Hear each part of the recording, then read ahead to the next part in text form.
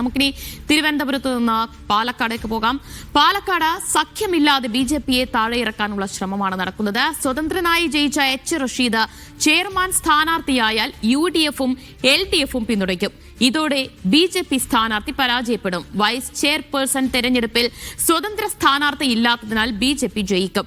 പാലക്കാട് നഗരസഭയിൽ നിന്നും ബി.ജെ.പിയെ താഴെയിറക്കുകയാണ് ലക്ഷ്യമെന്ന് DCC പ്രസിഡന്റ് A. തങ്കപ്പൻ പറഞ്ഞു. എല്ലാ സാധ്യതകളും പരിശോധിച്ച് തീരുമാനമെടുക്കുമെന്നും തങ്കപ്പൻ പ്രതികരിച്ചു. പാലക്കാട് നഗരസഭയിൽ നിന്നും ബി.ജെ.പിയെ താഴെയിറക്കുകയാണ് ലക്ഷ്യമെന്ന് DCC പ്രസിഡന്റ് തങ്കപ്പൻ. എല്ലാ സാധ്യതകളും പരിശോധിച്ച് തീരുമാനമെടുക്കുമെന്നും അദ്ദേഹം പറഞ്ഞു. AV ഗോപിനാഥിന്റെ തോൽവിയോട് പെരിങ്ങോട്ടുകുറിശി കോൺഗ്രസിന്റെ മണ്ണാണെന്ന് തെളിഞ്ഞു. വ്യക്തിയല്ല, പാർട്ടിയാണ് വലുതെന്ന് മനസ്സിലാക്കണമെന്നും തങ്കപ്പൻ പറഞ്ഞു. നമ്മുടെ ആഗ്രഹത്തിന്റെ ഭാഗമാണ് ബി.ജെ.പി മാറ്റി നിർത്തുക എന്നുള്ള UDFന്റെ മൊത്തമായിട്ടുള്ള ആഗ്രഹത്തിന്റെ ഇതാണ്.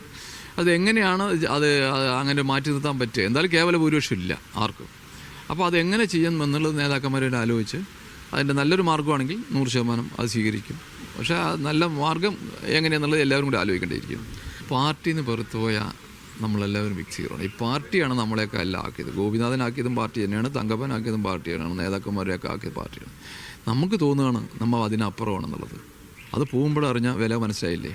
ആ കോൺഗ്രസിന് മണ്ണ് എന്നുള്ള തെളിവാണ്. അപ്പോൾ ഞാനൊരു കാര്യമുണ്ട്, പാർട്ടിക്ക് അതീതരല്ല എല്ലാവരും. അത് മുമ്പ് എല്ലാവരും ആടിത്തെറ്റും. അതാദ്യം മനസ്സിലാക്കിയാൽ മതി.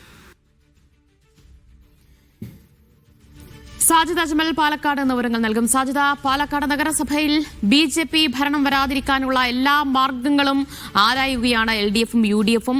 സ്വതന്ത്രനെ പിന്തുണച്ചുകൊണ്ട് ബി.ജെ.പിയെ താഴെ ഇറക്കാൻ സമ്മതമാണ്, അല്ലെങ്കിൽ അതിന് തയ്യാറാണ് എന്ന് UDF പറയുന്നുണ്ട്. DCC അധ്യക്ഷൻ തന്നെ അത് പ്രതികരിച്ചിരിക്കുന്നു. എന്താണ് LDFന്റെ തീരുമാനം?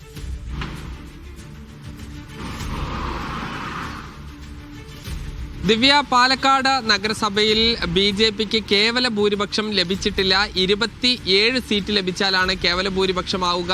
ഇപ്പോൾ അവർക്ക് ഉള്ളത് 25 സീറ്റാണ്. LDFും UDFും സ്വതന്ത്രനും ചേർന്ന് കഴിഞ്ഞാൽ 28 സീറ്റ് ഉണ്ട്.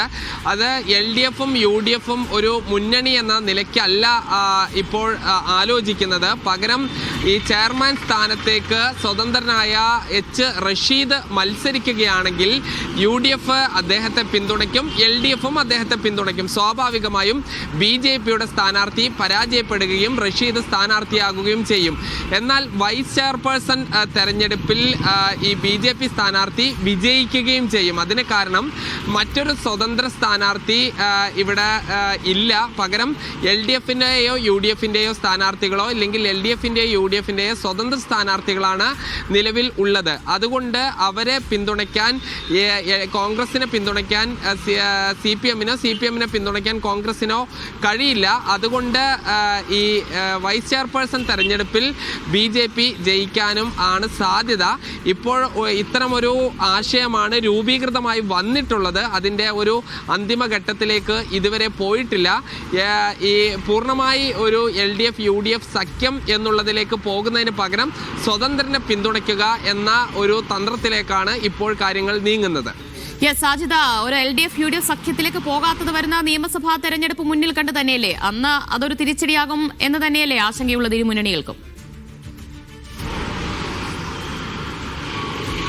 തീർച്ചയായും ഈ ബി.ജെ.പി അത് വലിയ പ്രചരണ ആയുധമാക്കും. അത് സംസ്ഥാന തലത്തിൽ തന്നെ വലിയ രീതിയിൽ പ്രചരിപ്പിക്കും. കൂടാതെ പാലക്കാട്, മലമ്പുഴ പോലെ ബി.ജെ.പിക്ക് ശക്തമായ വേരുകളുള്ള സ്ഥലത്ത് അത്തരം ഒരു സഖ്യത്തിലേക്ക് പോവുകയാണെങ്കിൽ അത് ബി.ജെ.പി തെരഞ്ഞെടുപ്പ് ആയുധമാക്കും എന്ന് ഈ കോൺഗ്രസും CPMും എല്ലാം തന്നെ തിരിച്ചറിയുന്നുണ്ട്. അതുകൊണ്ട് ഈ സ്വതന്ത്രനെ പിന്തുണയ്ക്കുക എന്നൊരു കാര്യത്തിലേക്കാണ് ഇപ്പോൾ കാര്യങ്ങൾ നീങ്ങുന്നത്. ഈ ഒരു LDF UDF സഖ്യം എന്നുള്ളതിലേക്ക് പോകുന്നത് ഈ കേരള രാഷ്ട്രീയത്തിൽ അത്രത്തോളം ഈ ഭൂഷണമാവില്ല. അത് നിയമസഭാ തെരഞ്ഞെടുപ്പിൽ ബി.ജെ.പി വലിയ ആയുധമാക്കുമെന്ന് ഈ LDFും UDFും മനസ്സിലാക്കുന്നുണ്ട്. അതുകൊണ്ടാണ് ഇത്തരമൊരു നീക്കത്തിലേക്ക് കാര്യങ്ങൾ പോകുന്നത്.